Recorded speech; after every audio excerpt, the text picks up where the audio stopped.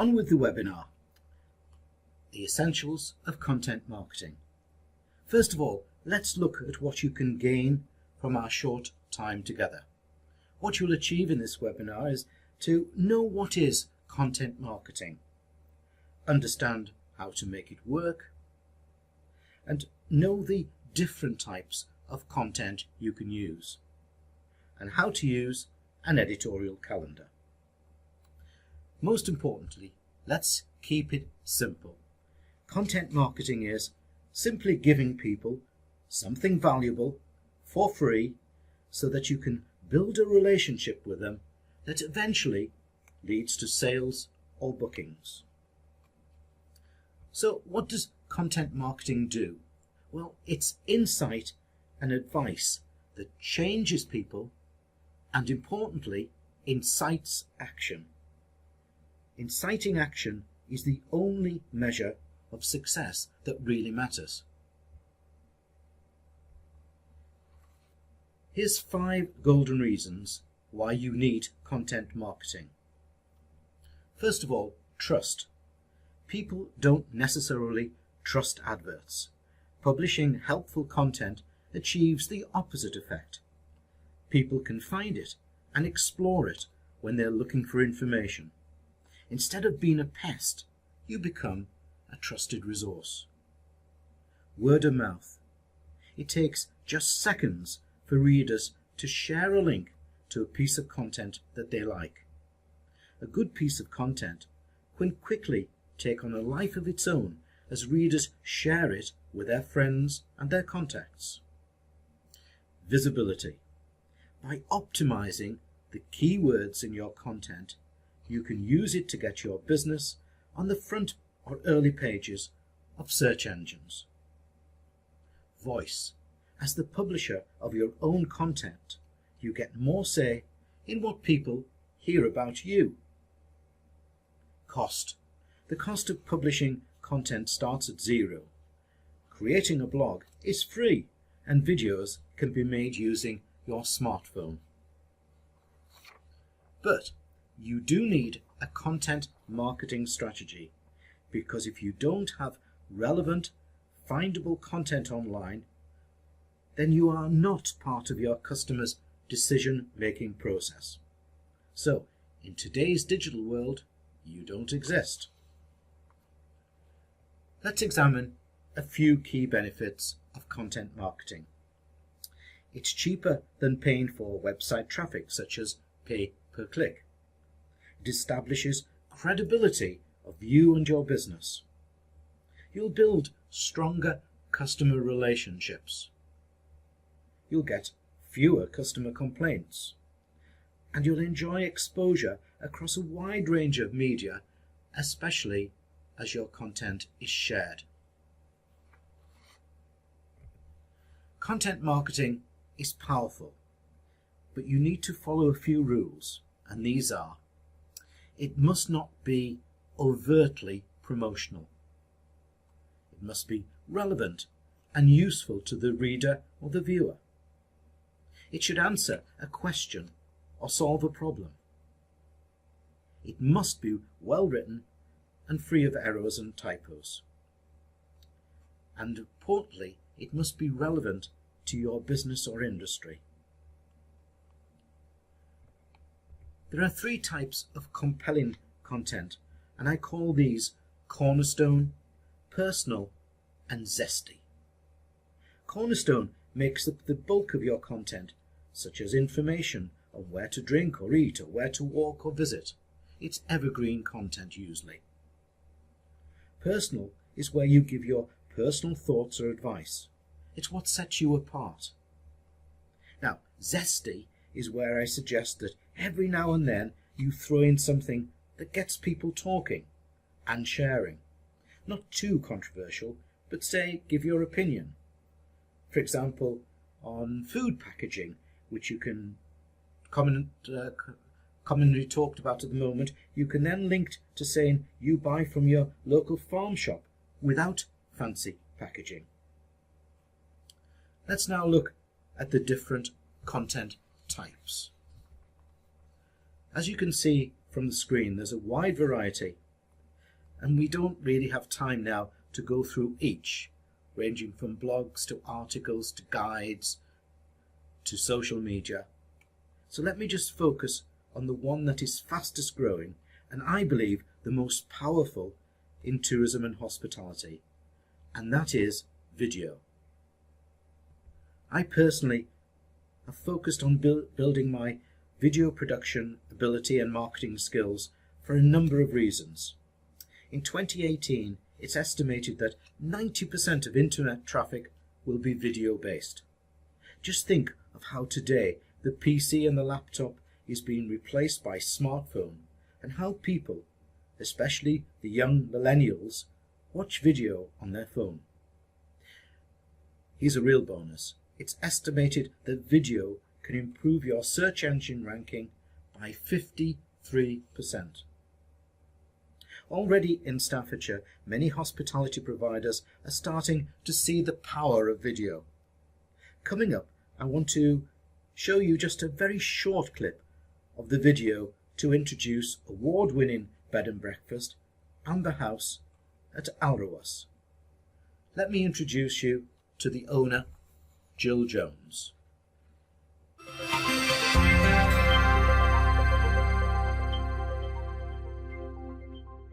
Welcome to Amber House in the pretty village of Alrowas.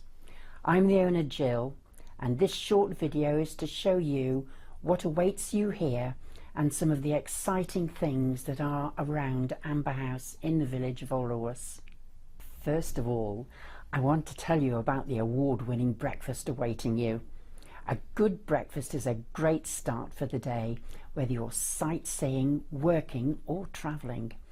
And I care what I provide for you.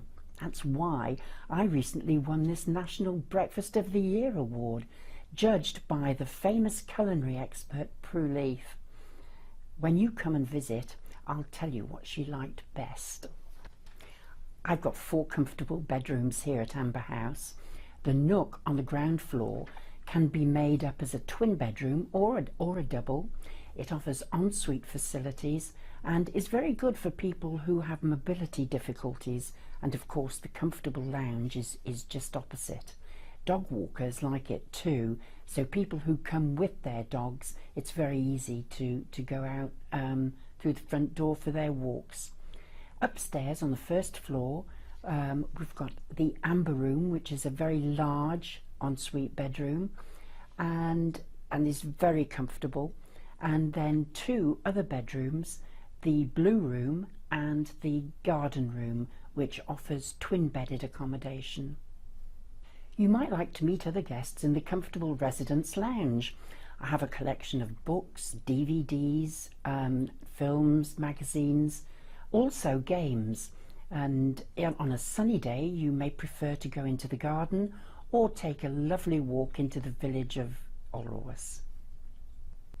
Do you know, a lot of people seem to have difficulty saying the village of Alrowas, and apparently it was listed in the Domesday Book as Alder's Wash because alder trees were planted in swampy or marshy ground, and a settlement grew up there. Over the period of time, Alder's Wash has turned into Alrowas, and I bet if you practice that now you will find the village of Alrowas really quite an easy name to say. We've got fabulous canal walks through Alrowas, and in fact the Trent and Mersey Canal, which runs through the village, was the first commercial canal in the country. There are just gorgeous towpath walks that will either take you over to Barton under Needwood through Witchner or over to Fradley Junction and the famous pub that the locals called Mucky Duck. You'll have to come and see that for yourself. To be honest, Amber House is the closest bed and breakfast accommodation to the National Memorial Arboretum. We're just half a mile away as the crow flies. The National Memorial Arboretum has developed over the years and has really captured the heart of people in this country and abroad. It's grown significantly and regularly attracts people from all walks of life. There are 176 acres and 40 memorials every year on average are dedicated. There's also a land train which will give you a wonderful idea of the layout, and it runs very regularly. It doesn't have to be booked. Also, there are mobility buggies, and the welcomers are second to none. There isn't a question I don't think that they'll be unable to answer. The other three national centres that Staffordshire boasts is the National Brewery Centre in Burton-on-Trent. It doesn't matter whether you like beer or not. It's an absolutely fascinating tour and has got the most wonderful miniature representation of Burton-on-Trent that was made on a Monday depicting the 1920s, and you know what that means. There's even washing on the line and a dog in the garden. So do visit this national centre. It's fascinating. Of course, the other national centre that's really developing is the National Football Centre, St George's Park, home to English football, and Staffordshire are very proud to host that. It's very close by, and in fact only takes about 15 minutes to drive there from Amber House. The only problem you might have is a tractor. Certainly no traffic jams on that route. And then of course the fourth is the National Forest, which is a wonderful area and has a 75-mile walk in very easy stages, which can start or finish here in Orlworth.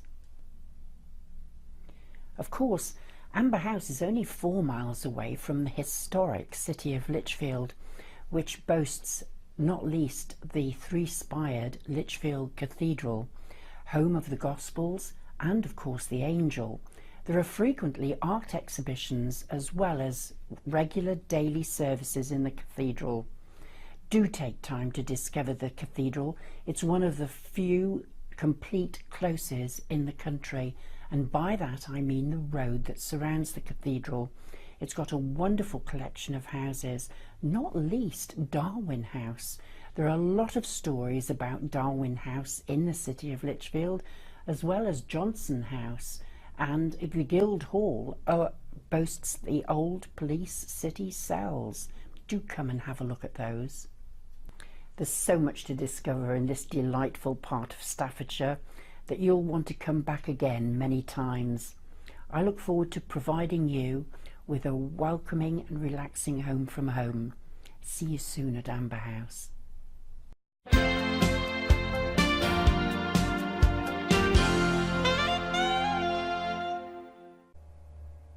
Here's a matrix of how you can get started creating good content. You can create one easily by yourself. Down the left column, you'll see my thoughts on the types of content you could use. The center column gives you some prompts, and in the final column, you jot down your ideas. How to. If you know how to do something, your readers would want to know about it. It's easy to transfer your knowledge to paper. So, for example, how does a family of 4 holiday affordably in your area? Top lists. A tried and true content method. You aggregate ideas and write short blurbs about each. For example, what are the top 10 must-dos in your area? Curation. Recognizing remarkable content from others is important. For example, what travel writer or journalist has recently published an article about your area? What did he or she say that you can comment upon? Facts. Frequently asked questions. Think of the questions that your visitors or customers ask you every day and turn that into a piece of content in which you answer the common question. For example, where is the best craft beer pub in your area? Data. Whether you have your own data or you stumble across interesting data, perhaps published by the Tourist Board, compile them into a post. What's the most visited attraction or destination in your area? How many people visit per year? Video content. Videos are excellent alternatives to how-to posts in which you talk through a concept like you would to anyone in person. So, who could you interview? Would a charismatic chef at one of your local popular restaurants. Talk through the restaurant's menu. Now, let's look at some key tips over the coming few slides.